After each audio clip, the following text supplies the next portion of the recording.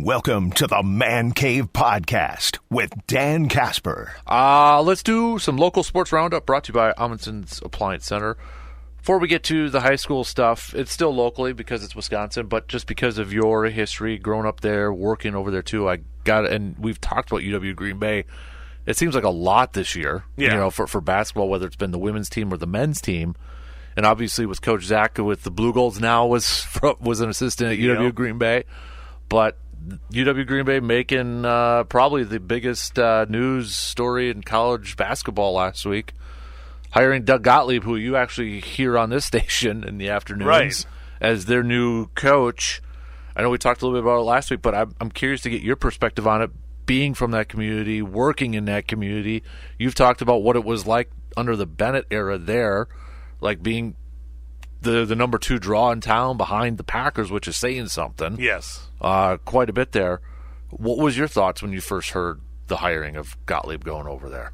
Wow was the first thing. Whoa. That was when I first saw that. That was the second biggest surprise of the week last week, than waking up to seeing Scotty Scheffler arrested. Right. That was the biggest one. That one, you can't beat that one. But no. Yeah, I think it's a move they kind of had to make, because you had Sundance Wicks come in and kind of get excitement back to the program. Mm-hmm. They'd made a tournament, or made a run like 5 years ago, 6 years ago. Then it's just been kind of down since then. Sundance comes in, gets that city revitalized in the program, great personality, and then he's back to Wyoming, which you can totally understand. Yep. So if you're in Green Bay, you're in a situation where you've got kind of the crowd back, you got excitement. Mm-hmm. What do you do? Right. And I think the Doug Gottlieb move is one that gets you on the front page of ESPN, which UW Green Bay normally does. But last time that would happen would have been when the internet was young and Dick Bennett made the jump from Green Bay to Madison. Madison, yep. There. So, yeah, I think it's a move that, it's a risky one. They're really rolling the dice on a guy who's never had any D1 coaching experience. He's been around. Obviously, he was a basketball player. His dad was a coach. Mm-hmm. Does AAU stuff, I think. So he's been around basketball, so there's no doubt about that. It's just this, it's going just directly to D1. That's you're rolling the dice, and if it works, it's great. If it doesn't, then you're back to square one. So it's a high-profile move by a school that doesn't do a lot of high-profile things. Right. I think first of all, I hope it works out, because it means the program is doing well. Right. Oh, exactly. I think the question a lot of us have, it goes back to it, is the radio program. Right. As a recruit, I would be like, one of my first questions if I was being recruited by Coach Gottlieb, which kind of seems weird to say now, but if Coach was in my living room, you'd be like, okay, Coach, should I just have it in my mind, you are unavailable Monday through Friday from like 2 to 4, 2 to 5? Right. Like if I need something, who do I go to? Do I got to go to an assistant? What if I want to talk to you? You're my head coach. What are you just like, you're not available at that time? Because we hear coaches all the time say, 24/7, kid. Yeah. I'm available whenever you need it, sort of thing. I got to imagine he's going to have people step in. Mm-hmm. And maybe he'll have an availability during those shows during the year. Because it's not even just being in your office and having office hours. It's travel. Right. On those game days, you're going to be traveling. If you're traveling far, you're traveling the night before. Mm-hmm. Let's say you got a tournament that you're playing in. Yep. You're playing back-to-back days. So there's so many things that I feel like, and recruiting. Yeah. Yeah, so I think he'll have to step in. Obviously, he would have to step it back no matter what with the coaching, but how that balance is going to be, that's tough, because being a coach's life, ask any coach, is tough enough. Right. To do it at the D1 level, and then still to try to balance a radio show. Yeah, I don't know how exactly that's going to happen, but he's willing to take it on, and Green Bay's willing to take it on. So I think the one thing I'm really curious to see if there is, and I feel like this could be a benefit for all the teams, but like if he is a force on the recruiting trail because of maybe he's got some popularity, some name recognition, that's got to up the game of the Badgers and Greg Gard in-state recruiting, right? Marquette. UW Milwaukee thrown there, because if that is going to be where he's going to have success being able to recruit better kids, that's, to me, that's like, all right, Wisconsin, Marquette, they got to up their games here too. Yeah, and then he's going to have early success. Yeah. Because I think Wisconsin and Marquette are still 1 and 2, depending on the year, who's 1 or who's 2 in that situation. And Greg Gard's embedded in basketball in Wisconsin. Shaka Smart's one of probably the most charismatic coaches you'll have, and a great coach. So it's not like he's just walking in, like he can just walk in and be like, "I'm Doug Gottlieb, everybody come to me." That's going to be a hard sell for just how much basketball experience Gard has at Wisconsin, and with Shaka and his success he's had at every place that he's been. So yeah, I think he's going to have to find success, and it's possible obviously now with the transfer portal. They lost a lot of the players that they had from last year's resurgence, but you can restock it. It's just how much is that national personality going to change the recruiting class? I don't know. I don't really know if that's going to be enough to be it's going to move it as much as they but it's for them, it keeps they're on the national radar now, right? Where I feel like, unfortunately, I think they would have been off the radar if it's just somebody you don't really know in a national, right? And that's back to the recruiting thing too. I mean, how many times do you go like on social media and say or see, "Hey, Tom Izzo's at this high school game," right? Greg Gard's at this high school game. Shaka's. Is he going to be able to do that a lot? Is he going to be able to go to high school games and check out some of these? I remains to be seen. Yeah, you have to be able to get there on the recruiting trail. I don't know how much like the transfer portal has affected that part of the game of recruiting, because how much of it's recruiting high school players and how much of it's recruiting. Well, you can't do it actively until they're in the portal, right? But how much is that? Like, what are you looking for? I think most coaches would want to go long term and get the high schoolers, but that other part of it is now there, right? It's a big part of the game now too. All right. Speaking of high school and such, I've got some of the brackets up, but we'll start off with baseball because was it Divisions 2 through 4? The brackets were released. Yes, they start up on Thursday with the regional quarterfinal games and some of those smaller. Okay, so like D1, I'm assuming later this week. Wednesday probably, if it was anything like the way the softball came out. Like Tuesday, Wednesday. So I think Wednesday might be the seeding meeting, so it probably comes out Wednesday night or Thursday. Because their games start. Brandon's like the king of knowing when this stuff, these meetings are going on. So, but for Division 2 and that, shout out Medford, 1 seed over there. Yep, they've been a good pro. They every year. Coach Arabi over there is doing a good job. Yep. They will face potentially Rice Lake. Rice Lake has to play Lakeland. Bloomer's a 5 seed in that same bracket, so Bloomer Tony, plain T. Sorry guys, but go Medford. Over there, Abbotsford Kobe's a 3 seed as well. Just kind of going through. St. Croix Central's a 1 seed. Hayward's a 2 seed. Alaska's a 5 seed. Sparta's a 13, going up against number 4 Altoona. Yeah, and Altoona. I mean, that's a team that was at state. That's right. They still have a lot of that talent. So I think they're ones that'll take that 4 seed and use that as motivation because that's still there's a lot of talent on that team. Yeah. Baldwin Woodville's a 3 seed, going up against Arcadia, who's a 14. On there too, so I mean, you look at Division 2 is kind of spicy. Yeah, the middle border's kind of beating each other up there. With Baldwin, with Altoona, with St. Croix Central. Yeah, Prescott's in that too, and so it'll be. I think that one. I feel like you're going to see some really tough, tight games in that. And like you said, it's spicy. Yeah. Division 3, we got St. Croix Falls as a 1 seed. They will take on the winner between Tech Weyerhaeuser and Unity. Barron's a 4 seed, Spooner's a 3 seed. They'll take on either Cameron or Ladysmith.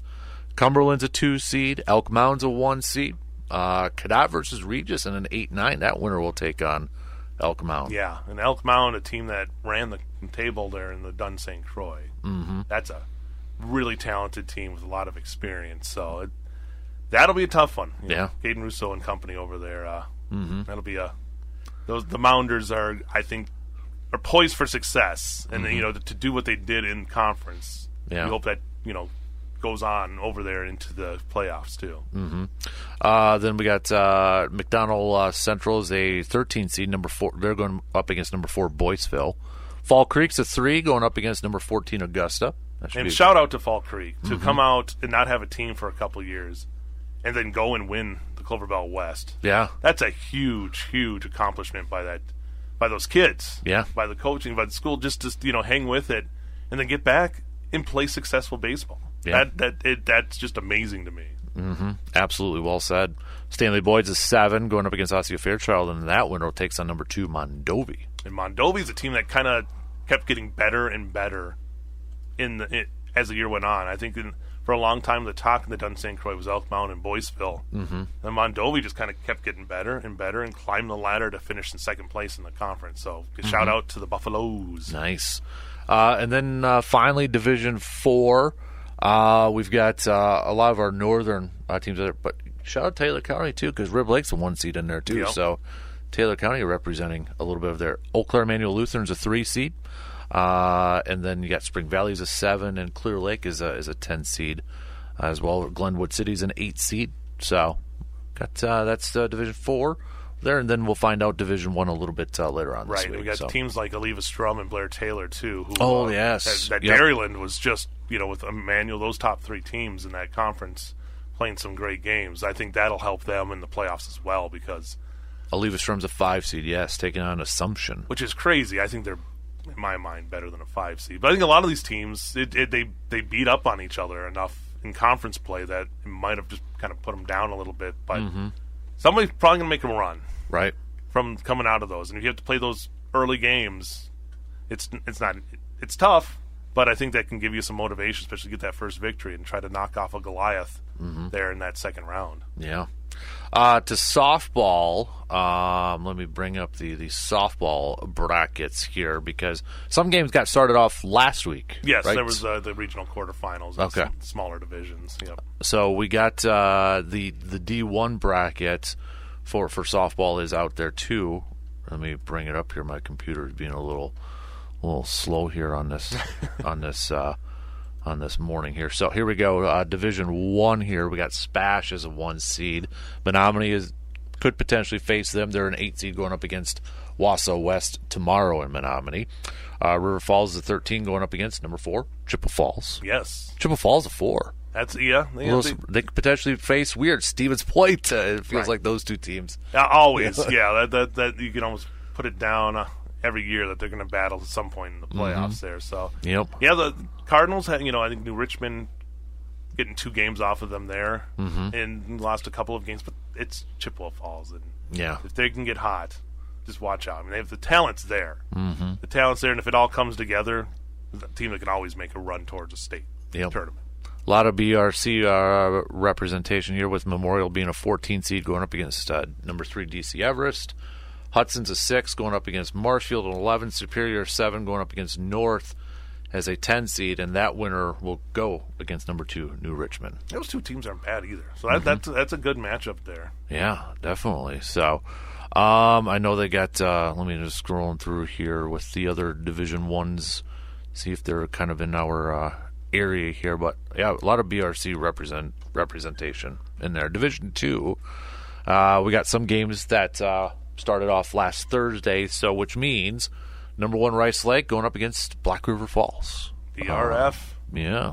Tomorrow there, Hayward taking on Baldwin Woodville. That's actually tonight, it says here. Monday at 5 p.m. I got to imagine some teams are trying to beat the weather for tomorrow. Yeah. Hoping that today it's supposed to clear up kind of in the afternoon. So, if not, there's going to be some Wednesday games, too. Yep. That's the way it goes. Somerset's going to be taking on St. Croix Central. Altoona defeated Ashland, so Altoona takes on Ellsworth. That Altoona team's tough. And them playing another one of those teams that had to play the opening round game that I think is, probably going to take that to heart and use it as some motivation there. Division 3 wise, just kind of taking a look at some of the teams here. Let me bring it up there. We got Northwestern taking on Unity, Bloomer and Barron, number 5 and number 4. The Battle of the Bees. Yep. St. Croix Falls taking on Cameron, and then Cumberland will be taking on number 2 Spooner. That is also tonight too at 5 p.m. So. Check your local listings. For a lot of these games, again, are probably going to get moved just because of tomorrow. If tomorrow's a washout, right, it's going to be a lot of Wednesday or a lot of tonight games. Elk Mound, 5-seeded Elk Mound taking on number 4 Arcadia as well, and then GET taking on Durand, Arkansas. Stanley Boyd taking on Aquinas too. So That was Division 3. Just double checking some other ones over there. Should we go to Division 4 here? Let's do it. Grantsburg, the 1 seed, taking on Frederick Luck. Clayton, Turtle Lake, taking on Hurley. What do we got here? Shell Lake taking on Chautauqua Weyerhaeuser. Fall Creek taking on Glenwood City. Fall Creek, the 1 seed, number 8 seeded Glenwood City. Yeah, Fall Creek team just doing a great job there in the Clover Belt. And a lot of experienced players on that team, so I expect to see a good run from the Crickets. Number 5 Cadott takes on number 4 Boyceville. Colfax taking on Lake Holcomb. Colfax, good team too. A team that really played well all conference-wise, so I think that's a team that's poised and really wants to make some noise here in the postseason. Augusta took down Regis last Thursday, so Augusta will now take on McDonald Central Catholic. That's a team that we've heard a little bit. Few things about in softball and over the years there too. So, just a little bit.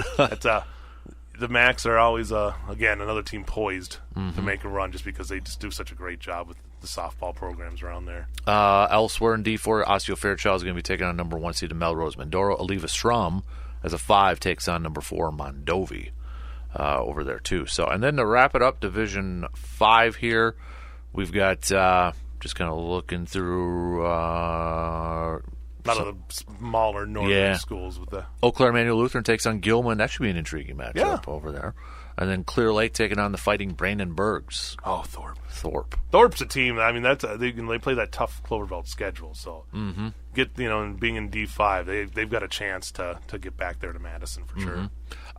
Track and field. You mentioned there's some events going on today. Yes, I believe the regionals are going on. Okay. Hopefully, with that going on. So tennis has subsectionals going on as well. Okay. A little bit for soccer. I think next week would be soccer playoffs starting. So and then baseball at the end of the week. That's right. On Thursday with those regionals. So we're in it. And golf has regionals this week as well. I was going to ask because I think I saw some conferences wrapped up. Which BRC was it? Hudson got the BRC title. Got the team title. Yeah. But I think Will Schlitz won the individual. Okay. But I mean, I watched that Memorial team, and again, in what is a tradition when we cover Memorial, I'll shoot the top 3 golfers, and the number 4 will come back and win the tournament. So shout out to Thomas Cole. I'm sorry I didn't when they had the Mill Run one last week. It's like I got back. I'm like, I think it has to happen at least once a year where I shoot and it's the one guy who wins. But I think that every one of their top 4 golfers had a win this year.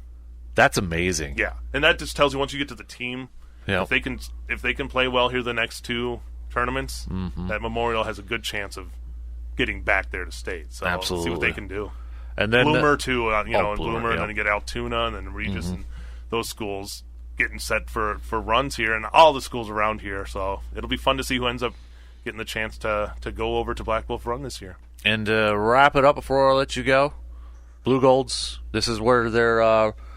The track and field program probably is what they're really focused on, the national championships coming up this week, at the end of this week too. Yeah, so I mean, tons of competitors and another successful season so far, and they would love for the individuals would love to end up there on the podium. But I think as a school they would love to end up there on the top of the podium. But yeah, it'll be fun to see how it all plays out here for them, the talented team, obviously. Yeah. Especially above their rival. I know Coach Schneider does not like us saying the school that starts with an L. Didn't the Cooley over region? there? Yeah, that way over there. Cool. So if they can, that's a great rivalry. Yes, I love it. It's a fun one. So all right, JC, appreciate it, man. No problem. As always.